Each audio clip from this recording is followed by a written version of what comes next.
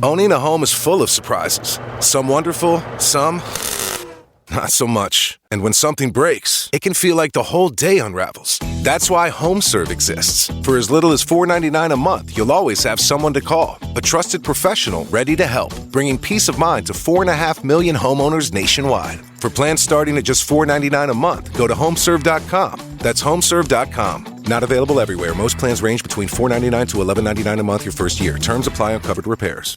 So you're running out of closet space. The good news? You don't need to stop shopping. You just need to start selling with The RealReal. The RealReal is the world's largest and most trusted resource for authenticated luxury resale. Whether it's that mini bag that can't even fit your phone, or those boots you never fully broke in, The RealReal handles everything from photography and copywriting to shipping and pricing. So you can just sit back, get paid, and make room for things that actually feel like you. And with 10,000 plus new arrivals every single day from top designers like Prada, Celine, Louis Vuitton, and Loewe, all for up to 90% off retail, you're bound to find something perfectly on brand to fill that extra closet space with. Plus, right now, you can get an extra $100 to shop when you sell for the first time. Make room for what feels like you. Go to therealreal.com to start selling and get your extra $100 to keep shopping at therealreal.com. That's therealreal.com. Terms apply. Not much. Crystal, I love the miracle of audio tape because we're not here. We're not here. We are, what's something funny I can say that we're not here? Imagine what you're doing right now while you're not recording this podcast. What are you actually doing right now? I am on a beach somewhere.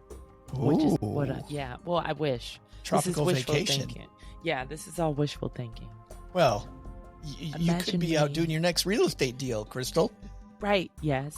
I could be networking. And what if, here's a what if it was an Airbnb that you were getting ready? Yeah. All right.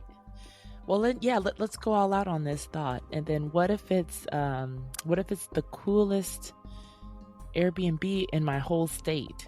Probably in the U.S., actually. What would it look like, Crystal? What would that Airbnb look like? Let's see. Let me look around. I see a flower pot over here on my... Oh, to been my there, left. done that. I know somebody who's done that, Crystal. You can't do that because Whitney Hansen did that. Oh, yes. Yes, she did. And we actually talked to her. Yes, and we have a great interview with her because she actually got a grant to do it. I'm a huge fan of grants. Let the grants help you with Ulysses your Grants? vision. No, not that guy. Oh. Money. What is a grant? Oh. Free money. Oh. Well, it's not free. You have to fill out. You have to be very thorough in your application process, in your follow-up process, and all that stuff. Just like, hey, talk to any college freshman or high schooler that's trying to get college. FAFSA. Yeah, all that stuff. Trying to get money for college. They know how thorough you have to be to apply, stand out, follow up. So Whitney Hansen. Easy for you to say. Right. It rolls off the tongue. Whitney's so awesome. We had a great discussion with Whitney. If we talk about any current events on this episode, obviously this is a greatest hits from the Stack and Deed show. So Crystal, hit that big red button there and let's play this thing. Boom.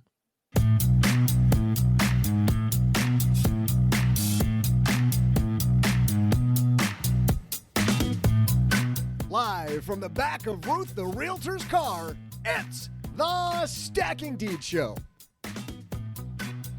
I'm Ruth the Realtor's part-time mechanic, neighbor Doug, broadcasting live from the trunk of Ruth's 1988 Lincoln Town Car. On today's show, we're joined by the mastermind behind a colossal flower pot shake rental property, the one and only Whitney Hansen. You'll discover incredible ways to make your rental property truly unforgettable. Pineapple under the sea, anyone? In our headlines, we're covering the 12 things poor people waste money on, according to Warren Buffett. Then we'll answer a call for help on Ruth's rotary phone. But wait, there's more. Stick around for my property pop quiz, where I'll dazzle you with trivia. And now, two people who waste their money on seatbelts and air conditioning instead of a real podcast studio. It's Crystal Hammond and Joe Saul-Sehy.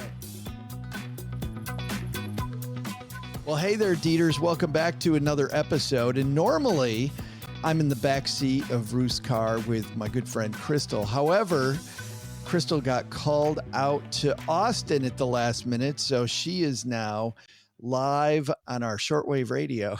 Crystal Hammond's here. How are you? Great. Yeah, there's like a delay, and then I have to have my face close to the computer because, like a great co-host, I forgot all of my devices at home. I have my microphone, but I don't have the part to put into the computer. So I'm half here, half virtually unsound, as we like to call it. Well, the good news, though, Crystal, is we have a special guest with us today, as Doug said so eloquently early, but she's going to be riding along for the whole podcast. You know who it is? Were you listening to Doug? Yeah, of course. I love Doug. I listen to anything Doug says before I even know what he's going to say sometimes before he says it. That's how in sync we are. We have the unbelievable, unstoppable Whitney Hansen today. Whitney, welcome to the show. Thank you so much, you guys. I'm excited to be here. We're super happy that you're here with us. You are the mastermind behind the Money Nerds podcast. Why don't we start there? Tell everybody a little bit about Money Nerds. Money Nerds is a series of really interesting and unique money stories of people that have paid off millions of dollars of debt, like literally went to space. And we talked about how do you manage your money when you're like legit out of this world. So we have really fun conversations around what are the unique things that people do to find success with money. So that's what the Money Nerds is all about. Well, we're going to talk about how you found success with money by building a flower pot. We're going to talk about unique properties with you. But we're super happy you're here. So, Whitney, do you mind also helping us with our headline and maybe our listener call today? Yeah, super fun. Let's do it. Well, for a lot of people, Crystal, you know, they have to come up with the money to be able to afford real estate. And you found a piece from Yahoo Finance that might help us save a few bucks to maybe save up for a down payment. Oh, yes. My buddy Warren Buffett. I love listening to Warren Buffett. You know, you want to listen to your Warren Buffetts in the world, not a lot of these fake Instagram models who fake it online. So Warren Buffett's definitely proven that he knows a thing or two about money. He's proven maybe once or twice. You talk about your buddy Warren Buffett. Do you call him like Warren B or BB? Warren Beasy. Warren Beasy? Yes. We know all the cool people. Well, I know the cool person, Crystal Whitney, which she knows all the cool people like Warren. I'm impressed. I'm over here. You're on a first name basis? Oh, it's amazing. Let's be clear. She's on a first name basis, though he is not. Exactly. Wah, wah. Right. Who's Warren Buffett? Introduce us, please. Let's dive into these things poor people waste money on. Relying on credit cards is early on this list. Of course, credit cards can be convenient, high interest rates, quickly overshadowing benefits. I think it's a good idea to at least have a great debt strategy before you begin trying to invest in something like real estate, Crystal. Right. If you have credit card debt, or I always say use your credit for good. If you're buying something and you can't pay it off, don't buy it. Because a friend of mine, she was like, I don't care, just put it on my credit card. And I was like, well, would you pay 30% more for a TV? She's like, no, that's what you do when you don't pay the credit card off. Like, if you're going to get in credit card debt, buy something that's going to pay you back. Maybe buy a gym certification. And gym certifications are like to teach a class. It's not even that expensive. But let's say it costs $500 to get certified to teach, a class. That $500 is going to pay you back every single month. So don't buy anything that's not paying you back. And don't buy anything you can't pay off. Well, and the big thing here, Whitney, I know with your real estate, I'm sure stuff has come up. And if your only place to go to, for a Home Depot run or Lowe's, if you've got to put it all on the credit card, that's going to just ruin your investment. It is. Ace Hardware, man. That's the only store around here. So it's a good, 15, 20% higher price, but they give you the free popcorn. See, win-win. Are you on a first name basis with the people at Ace Hardware now? Actually, no, I'm not. Isn't that funny? I usually would be, but no. We have this like mutual like nod of approval and walk of shame as I see him 3 times a day. Right. That's, I feel like every time I buy a new house, I'm like, yep, hey, I'm back. Remember me? Yeah, I'm an idiot who doesn't know how to make a shopping list. And instead, I'm just back here. In Me pubs, too. I understand, Joe. I remember, Crystal, we had a guy on Stacking Benjamins with us for a long time, Greg McFarland, who always said one of the best places to save money is to stop drinking, and especially stop drinking at restaurants, because your bill immediately goes down by, you've 2 drinks at a restaurant, your bill goes down $24 if you don't do that. Oh, definitely. And people think nowadays that, oh, I'm just going to drink a non-alcoholic drink. No, they want your $16 too. They make the fanciest, most expensive non-alcoholic drinks too. So it's like you need to just stick with water. I know people that sneak alcohol in water bottles and flasks. Like Oh when my they go God. out to eat, they're like, "Can I have a cup of ice? Can I have a Coke, but fill the cup halfway?" But don't go if you just can't afford it. It's just all an affordability thing. Maybe you can only afford to do it once a week or, a couple of times a month. Like some people make it special again. Some people just, it's a habit or make it special, fancy. Overspending on clothes. Crystal, I know you make your own clothes. For me, I don't buy a lot of clothes. I just buy really good clothes. Like I spend good money on clothing. I just don't have a lot of different pieces. I try to keep my wardrobe small and wear stuff that's going to last. I agree. But thrift stores are like a hidden gem too, because when they say they don't make them like they used to, that's a fact. The clothes is fast fashion. And so the stuff, you can't wash and dry it. If I can't wash and dry it, I don't want it.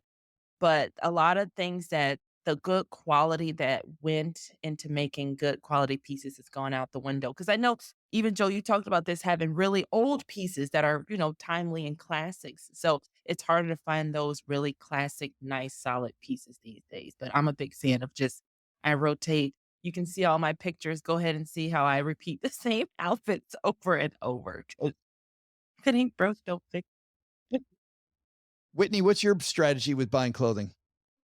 It's kind of a combination. I do a lot of thrifting, so I love all the thrift stores. I've actually learned the cycles of when they put out new clothes. And so if I go to my local Goodwill on a Thursday, I get the new batches, so that's pretty cool. But what I have utilized and I think works really well, I don't know where I read this, but somebody said if your shoes are really nice, your shoes and one singular handbag, then your whole outfit looks more put together. And so what I did is I started to get rid of all my cheap kind of gross shoes, all my Target classics, and I started to upgrade into really nice shoes. And I tell you, I think it makes a difference. That is funny. So There's that's kind of the two strategy I pieces use. that, welcome to our clothing podcast. I'm Joe, the co-host, along with Crystal and Whitney. But there's 2 things that I did. One is I'm with you on the shoes. I actually, when I was a financial planner, I thought I could get away with cheap shoes. So I would wear these shoes. Instead of shoes you had to shine, I wore the ones that had the permanent plastic shine. And when I stopped wearing them, nobody told me they recognized my cheap shoes until I stopped wearing them. And then this dude in the office, the first day I bought nice shoes, goes, "Oh my God, I'm so happy you finally got rid of those crappy shoes." Day one. I have been in the office for maybe 10 minutes and I thought nobody noticed, Whitney. So to your point, everybody notices, they just don't tell you. But then the second thing, a great way to dress up jeans and a t-shirt is with a simple jacket for guys. So I will just put a jacket on over the same t-shirt and jeans that I wore before, and it looks like I actually tried. They felt sorry for poor Joe. They thought you were a poor guy. I know. Can't afford shoes. I know. And I just thought I could save money there. Definitely don't try to, if you're going to try to save money in your wardrobe, fine. Saving it on shoes, Whitney, to your point, I think is big. Unnecessary subscription services, Crystal, this is a big one. Yeah, I like that nowadays there are companies that'll help you, which you don't need them to help you to see, okay, what things have you signed up for that you don't even use? So watch signing up for things and make a calendar, request or something, because I'm subscribed to 2 things that I have to remember to cancel by the 5th of the month or else I'm getting charged. But I do have a calendar invite on the 3rd reminding me to cancel that stuff or I'm going to get charged. Whitney, for you, how many different subscriptions do you have? A lot. Honestly, I haven't done. What I've used is not plugging them by any means, but there's a company that I've used that is called Rocket Money that helped me cancel subscriptions. Yeah. And so I did utilize that and I actually found it to be helpful. But a lot of the subscriptions that I noticed were regarding my business, like domain renewals and that kind of stuff that I forget about when I buy a domain on a whim and then it comes back around and you're paying $30 a year. So those are the types of subscriptions that I find I have to cancel more of. You're a serial domain buyer. Yeah. It's embarrassing, Joe, but it's true. I remember I bought Get Out of Debt Bitches years ago, and I'm like, and I never used it.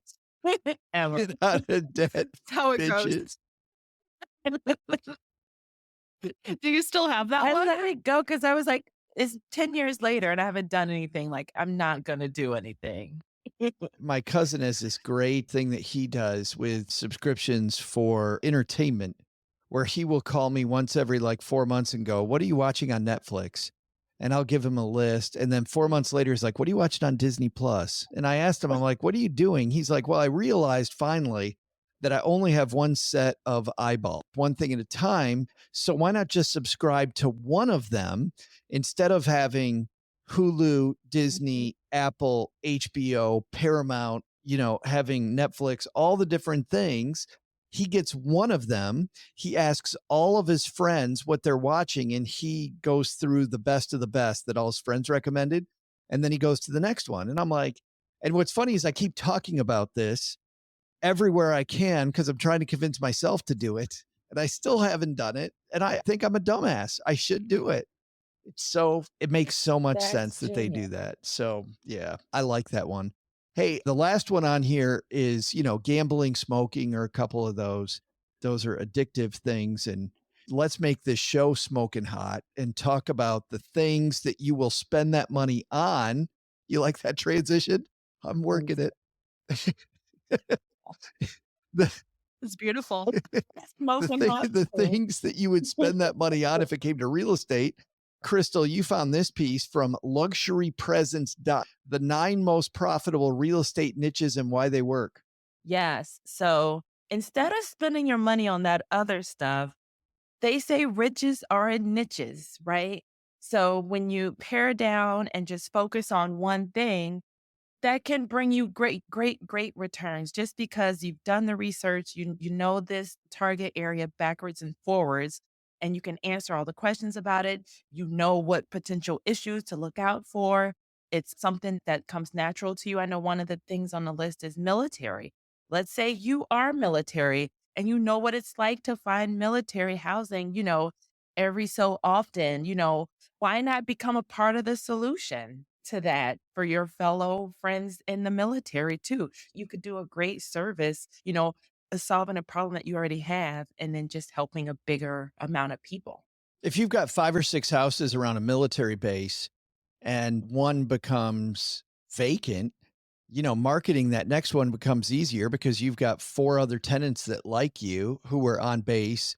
And when somebody new comes in, they can help you market that property. It makes sense. College campuses, I think also, Crystal, are, a great place. You constantly have a new flow of freshmen coming in that can rent, but you're better off if you focus on that and like, can I put an advertisement in the student union or not? What's the school's rule on that? Where are the best places that kids go to look at advertisements for housing? You get to know people at the college. So you're right, focusing on the niche. I want to ask you, Whitney, specifically about this. We're going to dive into your real estate journey in a minute, but before the flower pot, which we'll get into, did you focus on a specific niche, or is the flower pot piece of a niche? Like your Airbnb is your niche? Yeah, it is kind of a piece of the niche. And I would say, even like within Airbnb as a category, there's even sub niches in there. So if you go to the Airbnb.com, you start to see castles and tree houses and yurts and cabins and lake views. And so you start to see that there's even sub niches there. So I do agree. I think that does tend to be a strategy I use, is just go all in on unique, weird properties. Because why Uh, not? well, 2 other types of properties they have in this list, Crystal: aging in place. Like if you're in an older community with a lot of older people, having a place that allows people to stay home comfortably. I mean, think about this. So many people want to stay home. We have an aging relative right now who is in a nursing home. He desperately wants to come back home. He very much wants to come back home. And if you've got a place with handrails, wheelchair ramps, and accessible showers, that is great as long as you've got a marketing scheme that plugs in so that you can make sure that place stays rented. Oh, yeah. And I know another popular thing too is daycare for the aging population. An aunt of mine takes her mom to daycare and she loves it. All the people there, they really love going to daycare every day. It's not going to work. They're retired, they've worked hard. So they get to go somewhere and have fun all day, with other people their ages. And so that's another thing to look into. You can start a daycare for adults.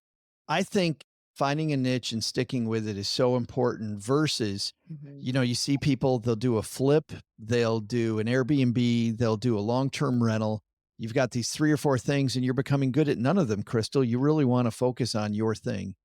Agreed. We'll link to this piece on the show notes page. Crystal, you know where people find the show notes. Yes, I hope you guys know too. So head to www.stackingdeeds.net/show notes. I handwrite them every week. And so they will be hand delivered to your inbox with a virtual postage stamp. Does anybody know, postage stamps are like what, in the 60s or 70 cents now? So we save a stamp by hand delivering to your inbox virtually. I think, is that a first sign of aging, Crystal, when you start talking about the cost of stamps? Yes. I'm gonna look them up. Have you seen how expensive stamps are? Damn it. Yes. Welcome. Once when I was little. Welcome to my co-host, 90-year-old Crystal. Is here. Yeah. Coming up next, Whitney, get ready. We're going to try to make you sweat as we talk about your real estate journey and about a flower pot. What does a flower pot have to do with investing? We're going to talk about that next in just a second. But first, I think Doug has a property prop quiz for us.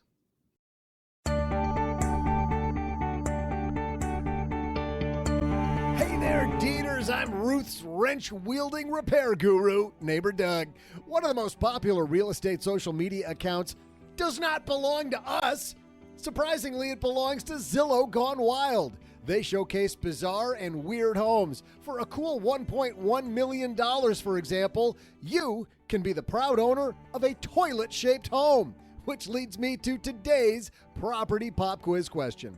In 2003, chainsaw artist Dennis Sullivan and Francis Conklin built a house in Idaho that's shaped like a beagle. Talk about being in the doghouse. There's also a house that's shaped like a shoe in York, Pennsylvania. Hey, let's make that the trivia question. Here we go. The shoe house was built in 1949. So how much did Old Mother Hubbard's house cost to build? Who knew that was a real place? Was it $26,000, $56,000, or $106,000?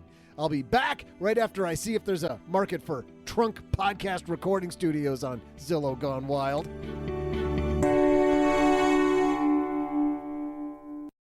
The GLP-1 pill you've been waiting for is now on Ro. Yep, it's finally here. With the same clinically proven ingredient, now in a pill, and now on Ro. It's the first FDA-approved GLP-1 pill for weight loss at the lowest price available. That's one daily GLP-1 pill for big results. Now on Ro.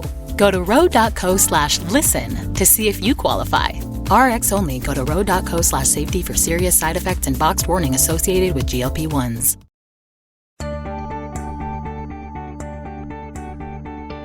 Hey there, Deeders. I'm Ruth's wrench-wielding repair guru, Neighbor Doug. In York, Pennsylvania, there's a shoe house that is 48 feet long, 25 feet high, and 17 feet wide. It's approximately 1,500 square feet and features 3 bedrooms, 2.5 bathrooms, a living room, kitchen, dinette, and recreation room.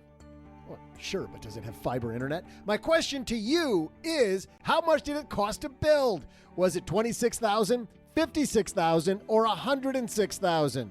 Shoe house was built in 1949 at a cost of $26,000. It was built to be a guest house for local promotions by the owner of a local shoe store chain. And now, we welcome Whitney Hansen, and you'll learn what goes on behind the scenes of building a bizarre-shaped home.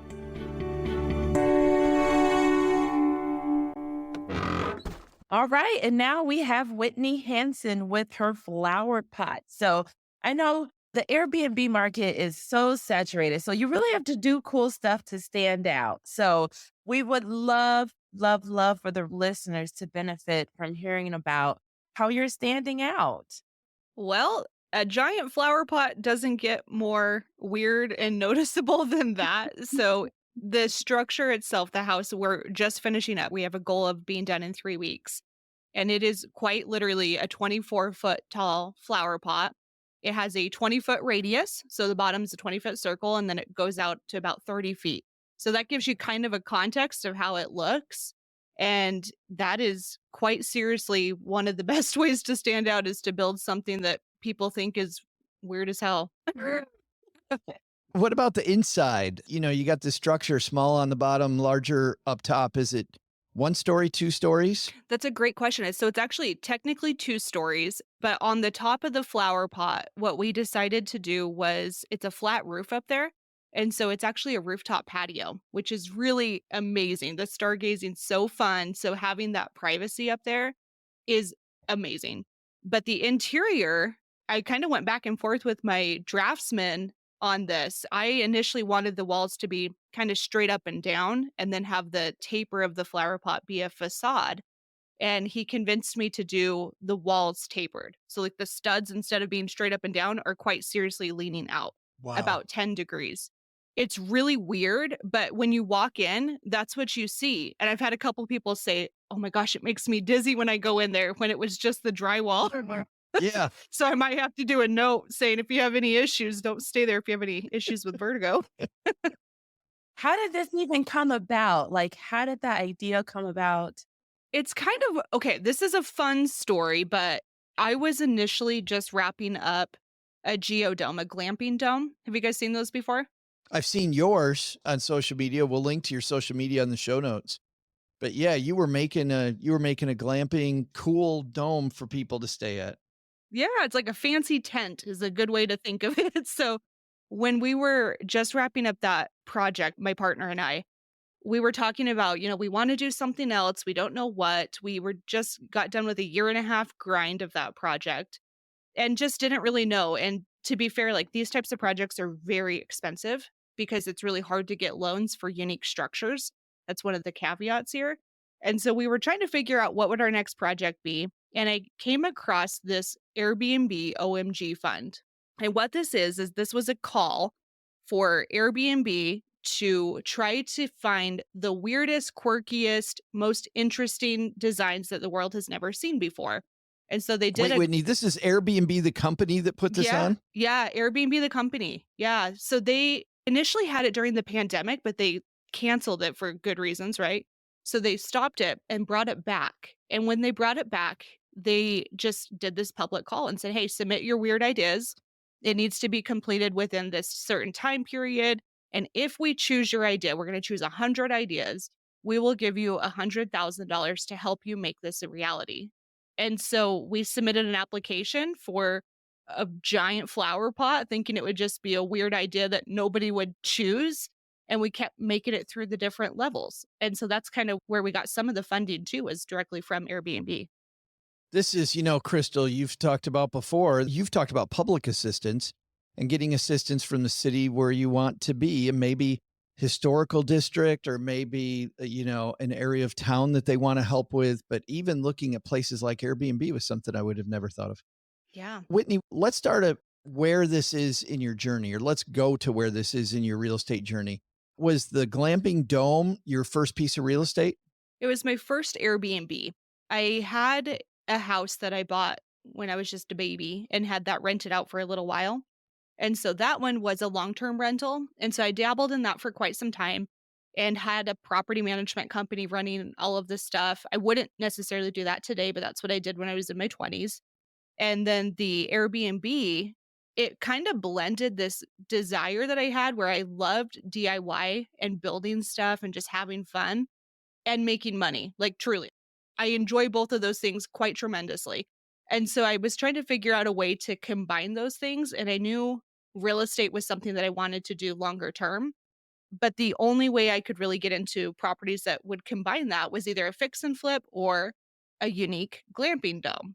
And so for me, the glamping dome was more affordable than a fix and flip.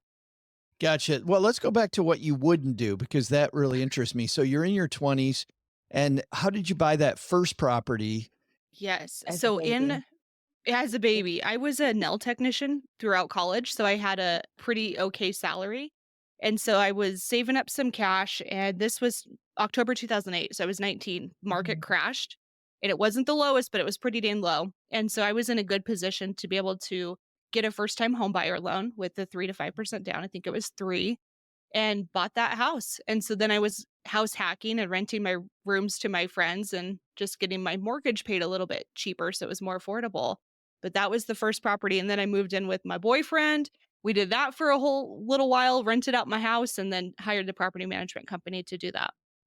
Now, why wouldn't you? You made the comment, you're like, I wouldn't do that this way. Now, what is it that you wouldn't do? Would you not hire the property management company? Would you not house hack? Would you not move out and rent it out? Which piece of it wouldn't you do? Like, what would you do over? Yeah, what I would do over is I would not hire the property management company. I'm sure there are some fantastic ones out there. What I found is nobody cares about your property as much as you do. And so when my first tenants had moved out after a year-long lease, my grass in my backyard was completely dead. Like I had to start completely over and it was very expensive. And then there was just a lot of things. There were some holes in my carpet that were burned in. Just, the usual. Yeah. So I feel like if I were managing that, I think I would have actually cared a little bit more and followed up with the tenants and did a better job screening instead of just trying to get somebody in the door. Those are good lessons. The geodome is interesting because obviously, well, maybe not obviously, you must have been then thinking this is an Airbnb project right from the get-go. Like this is going to be a short-term rental thing. Yes, 100%. One of my really good friends is the queen of building weird houses, like very quirky Airbnbs, potatoes, hobbit holes, tree houses, lookout towers, like you name it, very strange ones. And so over the years, I've started to chat with her and she's shared with me numbers and what everything looks like. And when everyone's Airbnb busts, she was still staying profitable. And I thought that was kind of interesting. So that was something where the riches are in the niches. And I started to pick up on that when I would look at the data. And so I knew that that was an area I wanted to go into was the unique stuff. But you said these unique properties are more expensive. So They is are. it profitable because she gets a premium because so many people want to stay in a quirky ass place? It's kind of twofold. So when you can't get financing for these, you have to be creative. So you actually end up doing a lot more hands-on work with this stuff. And so most of the properties are very inexpensive for her because she's doing all of the work. Now, to be fair, that's her job. She loves it. It's fun for her. And so if you were trying to scale this up, that model probably wouldn't work very well. But when you don't have a lot of overhead and you're doing all the work, you save a ton of money. So you can actually cash flow this a lot better. So I think that's an element of why it's so profitable in addition to the demand. Yeah, the demand is high. Very high. There's a lot of weirdos that like to stay in weird properties. Yeah. Longevity, Myself and included. that's a factor too. If there's like a hidden speakeasy, people want to go and find it no matter, if it's $30 per drink, they'll be like, okay, I had a drink at the speakeasy. Yes, there is an element of that. I think it's fascinating too. If you just look at the way people are starting to travel, you have two types of people. You have people that just give me a hotel, let me just check in, I know what I'm getting, I just want it to be easy. And then you have other people that are more experienced travelers. And those are people that are renting the weird, quirky houses. They're staying in the castle when they go to Ireland. They're the ones that are seeking out these types of experiences.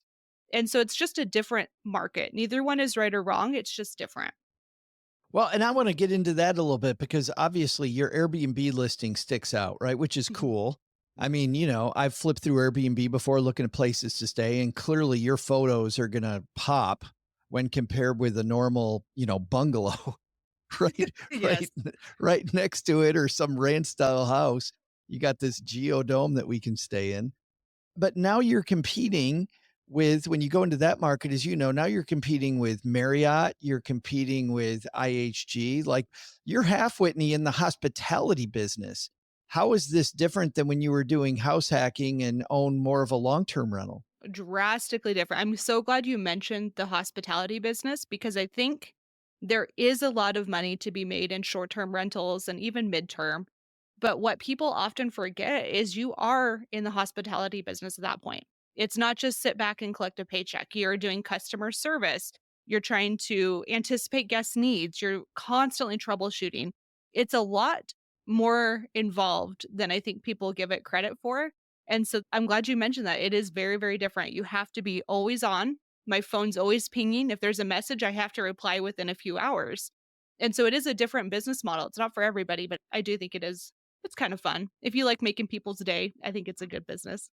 Well, but I know we talked to Lauren from Adulting is Easy, who also does short-term rentals, and she set up some really good systems. Tell us about your systems that you use. There's got to be some software that you use that helps you make this easier. Yeah. So Airbnb actually has a lot of automations built in where you can send out messages to your guests immediately when they book, however many days in advance. And so you can kind of customize that. But what I personally do is I send a message that's seasonal. So being a mountain property, the preparation that you need for the summer is very different than the winter. And so Oh, those sure. messages change because of that.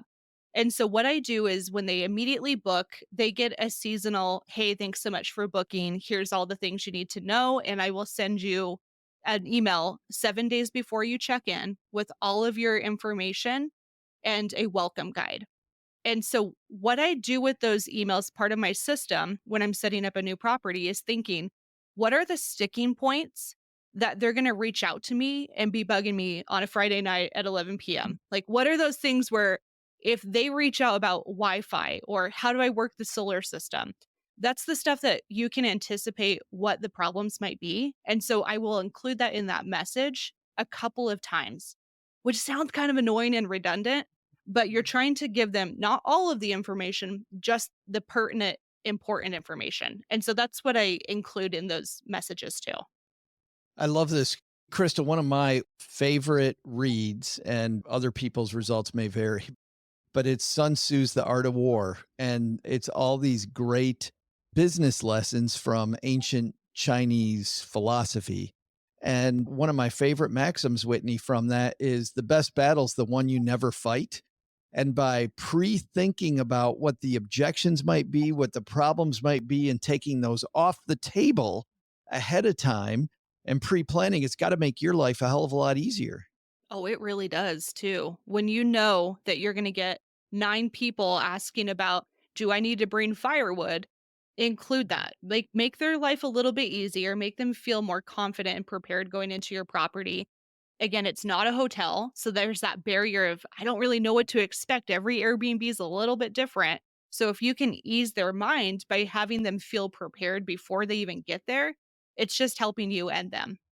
I also like how you said, you say it a few times within in each message, because that's one thing I tell people. I was like, when you be ready, when you become a business owner to say the same thing 2,000 times and have the same energy when you say it the first time to the fifth time, because you don't want to be off putting. You don't want to sound condescending, but you do want them to know, yeah, this is the information you need. Here it is again. Here it is again. Yeah, Crystal, the number of times I felt like a complete dumbass because I'll ask somebody, where is that? They're like, it's on page 2 of that document I gave you. Like, I'm like, oh, sorry. I was supposed to look at the document. Did you just add that? I know, right? You must have just added it because I wouldn't be dumb enough to not read the stuff. No. Yeah. But I do agree. Say it over and over and over and over and over is great advice. I want to ask you a little bit about Airbnb as a system, Whitney, because we've done some, there's been some reporting that around the country, the Airbnbs are getting smaller rents and the market's kind of saturated. Do you think that having these unique structures is kind of a buffer against some of the deterioration we've seen in Airbnb pricing? I do. And the only reason why is because when you're trying to compare properties, if I'm going to the mountains with my girlfriends for a weekend getaway and we want to rent a cabin, we're just shopping cabin for cabin. We might filter by, does this have a hot tub or a sauna, something like that. But generally speaking, they're all the same to me. I'll look and find this is a cool cabin. I like it. Is it cheap enough for me to afford? I'll book it. But when you are the only Like there's a house in Idaho that's actually truly shaped like a dog, like it's a giant beagle. It's crazy. And this house is constantly booked, which kind of makes sense. Where else are you going to stay in a giant dog, right? Right. So the demand is there. But I do think if you do have a property, one of the ways to differentiate within Airbnbs themselves is by your added amenities. I have a couple friends that have a very cute, beautiful cabin. It's still a cabin. But what they did is they added a bus in the backyard and converted it into extra sleeping quarters. And people will book that cabin specifically because they like the bus. And so I'm like, what a genius way to go. So I think anything you can do to make your property truly unique will help you. We stayed at a property in Minneapolis this summer on our way up to Voyager National Park. I had my niece with me, and the main reason we booked it was because they had video game cabinets in the living room. And they called it like the video game heaven. And I thought, oh, my niece will love this place. What was really cool about it, Whitney, was it was a nondescript condo on kind of a crappy street. The bathroom was tiny and was on the second floor. I missed all of that stuff that made the place crappy because they had 2 video game cabinets in the living room and painted some theming on it. It was brilliant making that. I mean, it truly was the reason why I booked. So I'm 100% on board with that. And I have to say, too, there is this gal that I follow on Instagram. I think her profile is called It's Bridget Bitch. And her stuff is so fun. She will take very generic wall, like nothing fancy houses and convert these into these like really incredible, colorful places where they became really popular with bachelorette parties. And so Bachelor they're starting party. to do all of Hey, these there's amazing butterflies all over this, guys. Sign me up, guys. That's so funny. But that's the niche, It's all bachelorette parties, very colorful, bright, and it kind of goes to your point, Joe, where people will fixate on something. Like if you're into Yeah. Star Wars and you see a Star Wars themed place, you're probably going to want to book it. Crystal, just a little bit of imagination with your place. This person in Minneapolis they didn't build a flower pot like Whitney has, but they used a little imagination to turn this kind of crappy condo into a destination place for me and my family. Yeah. That little thing. Yeah. So that's a good idea, thinking out just slightly outside the box. The last thing I had about Airbnb on my end, and then Crystal, you may have other questions, but Airbnb getting some pushback lately from a lot of people, like the joke out there that I can stay at Marriott and leave the bed however I want to, but I stay at an Airbnb and I've got mom's laundry list at the end of the stay where, hey, you want me to take out the garbage and sweep the floors and, maybe paint the spare bedroom. I'm joking, but you know what I'm talking about. Like, are you seeing that start to change at Airbnb? I have been seeing this change quite a bit within Airbnb. You're seeing a lot more hosts that are in it for the right reason, meaning that they understand it's a hospitality business. And that turns out you do have to try to get people to be happy and have a good time when they stay at your property if you want to make money. Go figure. And so they're starting to have shorter checkout lists. And it's things where it's a lot more standard. Like you shouldn't have to do your laundry when you check out. You shouldn't have to necessarily strip out your bed. And so they're starting to become better. But what I'm noticing is that you're seeing a lot of these properties filter themselves out because the reviews are reflective of that. So if it's a huge laundry list, they're not going to get great reviews. And so if you get below a certain review, I think it's 4.3, Airbnb can actually kick you off the platform as a whole. And so you can completely have your account removed. I don't know how often that happens, but that is something that I'm starting to see is people are reviewing a lot more harshly based on that checkout stuff. You got to be doing some things, though, I would guess, too, a little bit. Try to spike your reviews. What do you do to try to make sure you get good reviews? This is the smallest tip, but it makes all of the difference. It's when your guest checks out. So make sure you have your cleaner go in there and make sure the property's okay, everything's inspected, everything's in order. And then reach out to the guest and just say, hey, thank you so much for treating this property nicely. We really appreciate it. If you enjoyed your stay, we would really appreciate if you left us a review. It helps us a lot in Airbnb's algorithm, and it really does make a difference for our property. If you have any specific things that you think would be helpful for people to have a better stay in the future, please leave us a message in that private message field. And that, Joe, that works. Every single time you leave them a Wow. review, you send that email, it will get you good reviews. It really will. That's fabulous. That's a great tip because I know those reviews are the lifeblood of, well, not only do you not want to get kicked out, man, I scour the reviews and I'm always looking to see A, how many are there? And then B, like everybody, I'm always looking for the crappy one. So reviews super important there. What else you got, Crystal? Something else for Whitney? Well, yeah. Well, I know how hard it is to get people to leave reviews. And it's usually the extremes, when somebody's really pissed off or somebody's really happy. That's what usually moves people to write reviews. Speaking of reviews, Dieters, we would love to have you submit. Oh, look at you. Nice work. We want your reviews. But so, Whitney, let's talk about the money, the expenses. So how are you handling expenses? You said the $100,000 helped. So did it put a big dent in helping, or it was just like, yeah, thanks, but cool. Yes. It was $100,000 minus taxes. Okay. So what I was actually able to spend was, I think, about 78,000. And so the way the money was divvied up is it was 3 different payments. So one in 2022, 2 in 2023. And so putting aside the tax money in a high yield savings account so that come tax time I'm not stressing out is always good. But the entire cost, so this flower pot project is in Burley, Idaho, which is where I grew up. It's a really small farming town, southern Idaho. And my mom has had property down here for years. Like it was her dad's. Her dad was a farmer. She wanted to create a flower farm and was talking about how cool that would be. And so when she mentioned that, that's kind of the inspiration behind why we submitted this idea was a flower pot naturally goes with the flower farm. And so she already had the land. So that was helpful. We didn't have to go purchase a piece of property, but it was undeveloped. So we did have to develop everything, septic, well, utilities, all of that kind of stuff. That was about $30,000 in total there.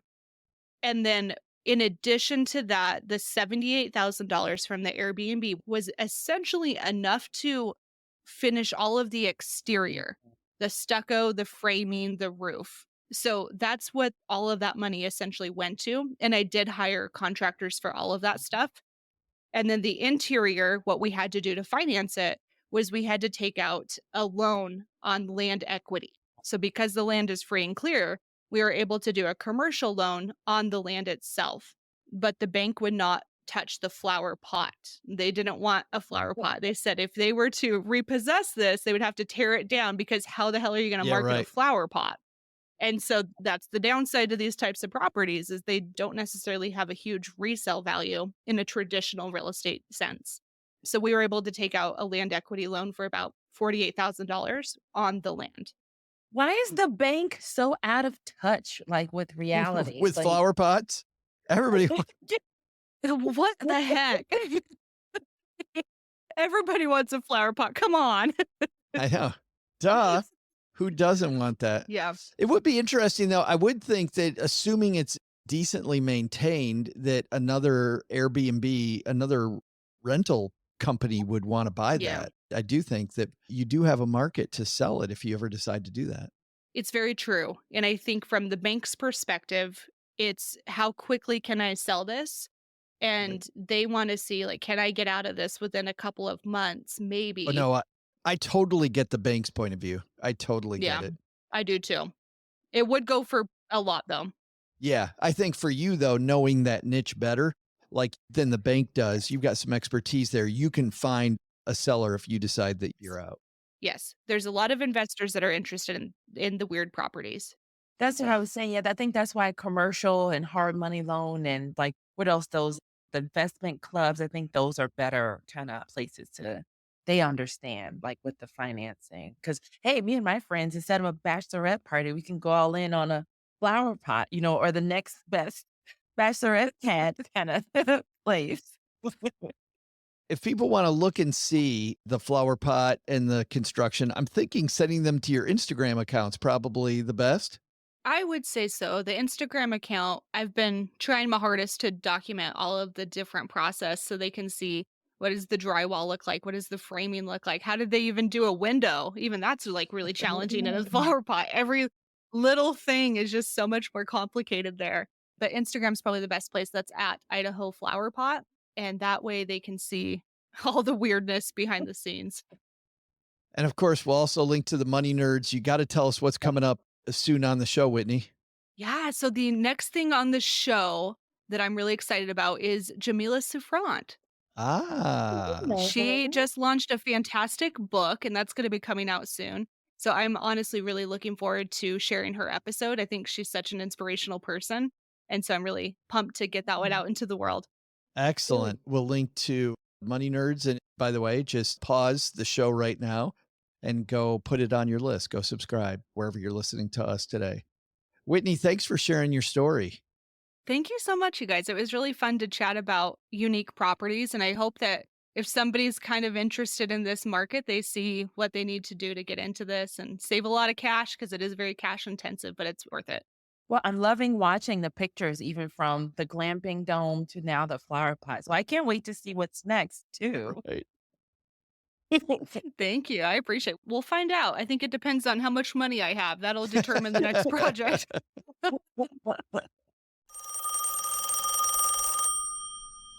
Oh my goodness. We have a Dieter probably, Crystal, calling us right now. Whitney, you want to hang out and answer this with us? Sure. Let's see what Dieter is on the line with a question for the show. Hey, thank you for doing this show. My name is Stacia, and I'm coming over from Stacking Benjamins, and I'm totally jazzed about buying real estate. But can we please discuss what happens next? Where can I find laws about what can and cannot be put into lease contracts and other laws that govern renting and landlording? I really want to be an equitable landlord. Thank you so much for your help. I really appreciate it. And that's a fantastic request, Dasha. And we should, Crystal, get an expert in that area because I think that's super important. But that's also going to be hyper local. Yes. And thanks for your questions, Dasha. See, the listeners are listening to us and they're calling in now instead of just writing. But I know back in the day in Chicago, when I first became a landlord, they actually have a landlording class. So you go through a landlording class and you learn. It was back in 2005. I don't remember what I learned, but I know I learned a lot of. I learned all the ins and outs, do's and don'ts, like what I can and can't do. Like you have to give like the lead-based paint disclosure, all the different disclosures that you have to, like the building code process, making sure that you can pass the building codes and you're not in violation because you can't rent if your building is in violation of any codes. And then there's also an Illinois Tenant Association. So I actually had to use them as both a landlord and a renter. And they also will hold your hand through different processes and issues that come up. And I believe it was all free. Like they worked pro bono at the time. So a lot of states definitely, like Joe said, check locally, but a lot of states have local, like the tenant associations and things like that. But definitely a lawyer for any leases too. Like any contract lawyer, like that should be your first, second, middle, last name is lawyer, lawyer, lawyer when it comes to like any lease or contract. Yeah. What's that like in Southern Idaho? Southern Idaho is kind of a free for all. It's the Wild West over here. What I would suggest if I were in your shoes is I would go network with other investors in your area, go to a couple meetup groups, get to know some people. That's going to help you understand what people are including in their lease and then also who their attorneys are. And then from there, if they tell you I put this in my lease, I would fact check every single thing in there so that you don't get yourself in trouble. But that network, I think, will help you in at least understanding what people are including as normal. Yeah. In Texarkana, it's also much more of a free for all as well, but in different ways. And what's interesting too is what's in contracts, and I won't get specific here, but what you have to have in a contract on the Arkansas side, because Texarkana is a border town. Any tenants you have in Arkansas will expect a different contract than people that are renting from you in Texas. And so if you have two properties, even though they're in the same quote city, if they're in Texarkana, Arkansas, it's going to be a different contract than in Texarkana, Texas. So very, very much hyper local. I think that's great advice to check your local. I love the idea of going to meetups. I know when my son was starting to build out his real estate empire in Detroit, he went to real estate investor meetups and he met attorneys, he met other investors, he met mortgage people, he met construction people. And you can ask that very local question to a group of people that knows what's going on. But I would love, maybe what I'll do, Crystal, is reach out to somebody here in the city, or maybe somebody from the tenant association. Mhm. And Stasha, to your point, we can get one of these people on to show you just in a generic community what that might look like, with emphasis being on where you live is going to look different than what this person's actually talking about. That is true. And then that's true too. Like the first thing you do ask is because even in Virginia, when I first started renting, I went to my realtor and then I went to another friend. I'm like, hey, do you have a lease that I can borrow? Like, let me see the lease that you use. Like, so you'd usually your first path of least resistance is to ask a friend that you know that's investing or that realtor that sold you the place. Like, hey, what's the standard lease? Let me at least start there. Yeah. Great question. Yeah. Look locally, but we'll bring somebody on to talk about that because we haven't covered that topic yet. Sure. Thanks for the question, Stasha. If you've got a question for the show, Crystal, where do people reach out to us? You head to stackingdeeds.net/voicemail, and then you can leave a voicemail where we can hear your lovely voice because you're tired of hearing just ours. Or you can type Stasha's it. voice is way better than ours. Yeah. And then, yeah, Does have she's a good voice. stacking Benjamin's transplant also. We like that. So, yeah. So go there. We can answer your question just like we did Stasha. I think that's going to do it for today. Let's give people again, Crystal, the show notes. Yeah, that's a wrap. So you head to stackingdeeds.net/show notes. So you'll get a recap of the show and a link to all the fun stuff that we talked about today. Because you want the visual as well as the audio. We tried to give you sexy audio descriptions of the flower plant, but we want you to see it with your eyes.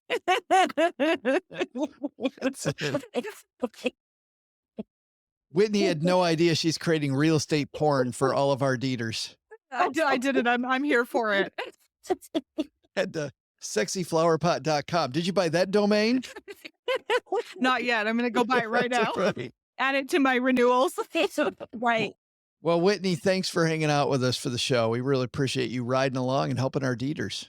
Yes, Thank you so much. I'm really grateful for your time. All right. Yeah. She's Whitney. She's Crystal. I'm Joe. We'll see you next time. Doug, you got it from here, man. What should we have learned today?